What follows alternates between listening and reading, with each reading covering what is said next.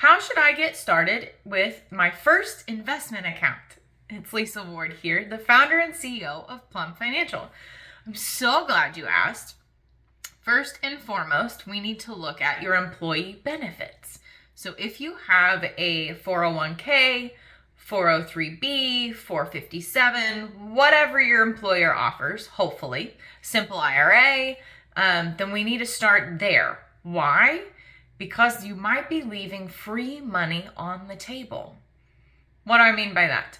Well, a 401k, for example, is for a for-profit company, and to entice employees to contribute to their account and save for their future self, the employer says, hey, if you put money in, we'll put money in.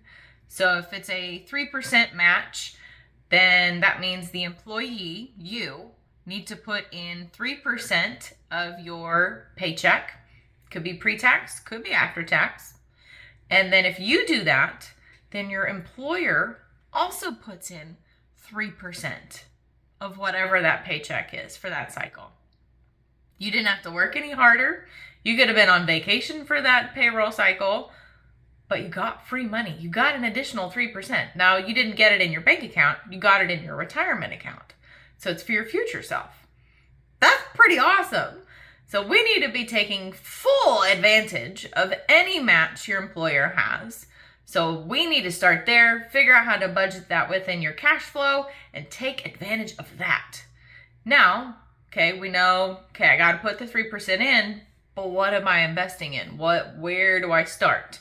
Well, there are a few different options, but Wall Street's rule of thumb, this is a benchmark, not Bible, but a benchmark, that your age is what's in bonds and the remainder is in equities within your portfolio.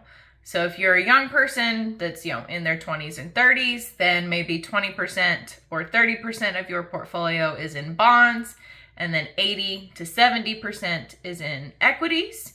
And the older you are, potentially the more conservative your portfolio is. But if we are starting a little late and we need those assets to grow and work as hard as you are while you're still working, then we might ramp up our risk exposure. So that's, Wall Street's rule of thumb. Now, obviously, if you are more comfortable with taking on more risk and you understand the ups and downs within the market, then go for it. Because we have a long time horizon, especially if you're in your 30s. You're not potentially retiring for another 30 years.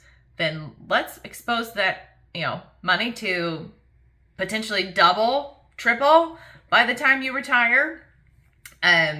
So Wall Street's rule of thumb, your age is what's in bonds, remainder is in equities within your portfolio, and take advantage of that employee match. If you guys have questions and need help with setting up your first 401k or your first IRA, then by all means, reach out, let me know. Let's comment start saving below and we will reach out and get started.